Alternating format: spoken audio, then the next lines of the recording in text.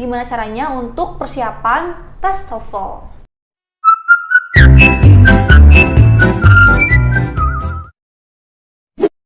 Hai guys, tau gak sih kalau aku pernah hampir gagal untuk daftar beasiswa LPDP dikarenakan sertifikat TOEFL aku keluar H-1 sebelum beasiswa LPDP itu ditutup. Nah, ternyata banyak banget teman-teman aku yang bahkan sertifikatnya belum keluar ketika deadline pendaftaran beasiswa itu udah ditutup. Nah, kalian nggak mau kan kalau misalkan kalian mengalami hal serupa kayak tadi. Jadi, aku sekarang mau ngasih tips nih, gimana caranya untuk persiapan tes TOEFL. Kenapa ini penting banget? Soalnya banyak pemberi beasiswa yang minta persyaratan TOEFL atau bahasa Inggris. Nah, jadi ada 7 persiapan yang harus kalian tahu sebelum kalian tes TOEFL.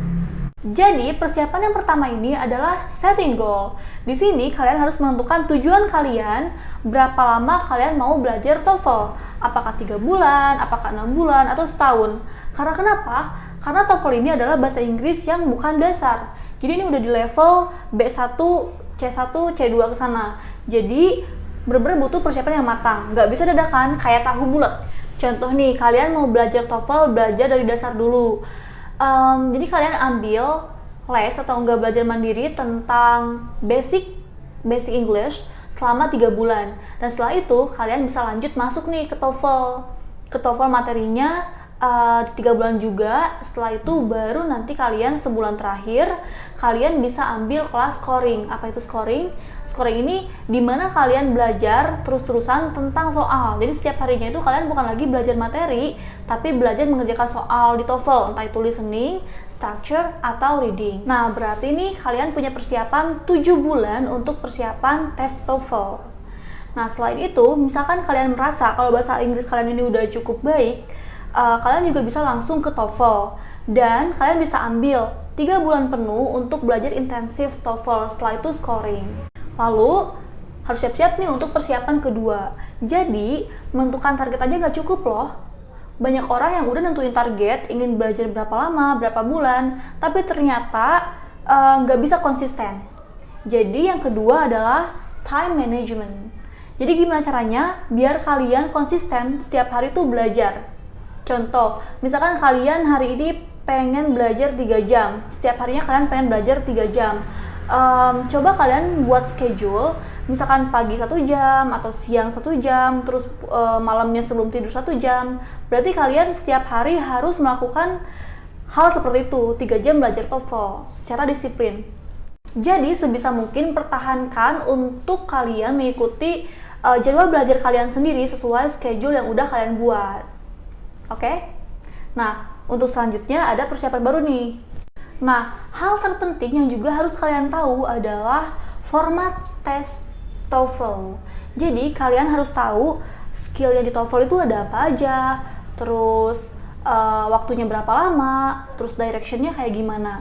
Contoh nih, skill. Di dalam tes TOEFL ada 3 skill, ada listening, ada structure, dan juga ada reading. Berarti di sini kalian jangan mempersiapkan untuk speaking atau writing. Ini untuk TOEFL ITP. Mengenai waktu juga itu harus diwaspadai karena untuk 140-an soal ini kalian harus bersiap-siap untuk mengerjakan semuanya dalam jangka waktu 2,5 jam. Nah, kenapa sih penting banget harus memahami direction?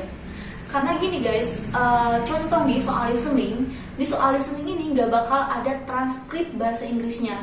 Jadi nanti di sana hanya akan disediakan jawabannya aja, pilihan jawaban A, B, C, dan D. Sementara pertanyaannya itu hanya bisa kita dengarkan di soal listening.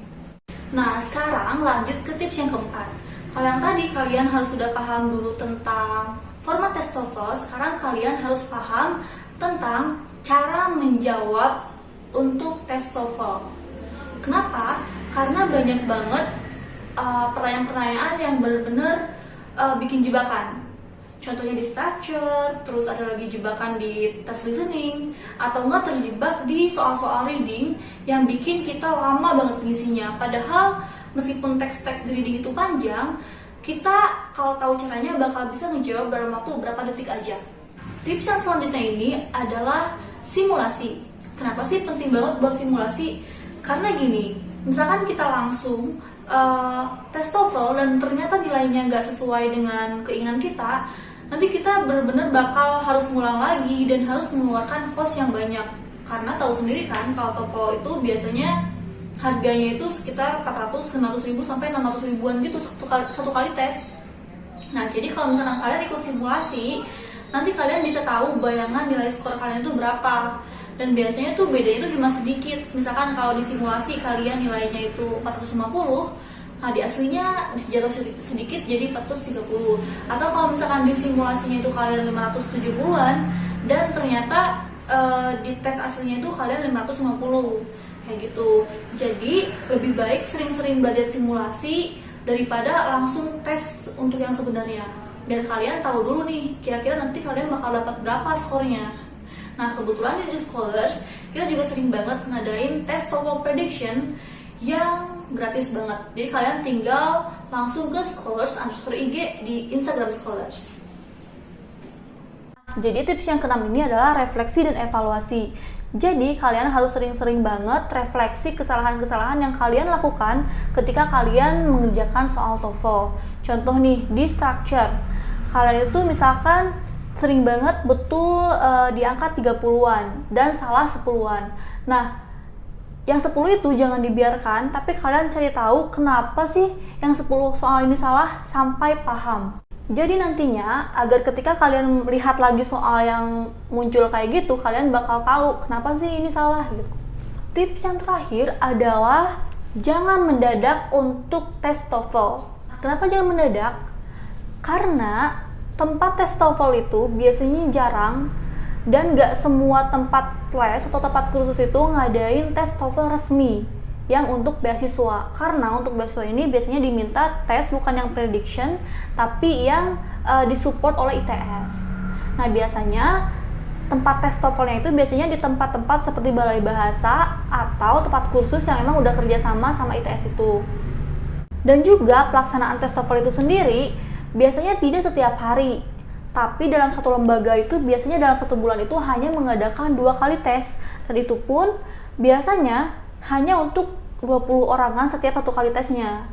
Jadi harus dari jauh-jauh hari nih cari tempat tes yang emang lagi kosong dan emang benar-benar belum kuotanya belum penuh. Nah, jadi itu tips dari aku nih untuk kalian persiapan untuk tes TOEFL.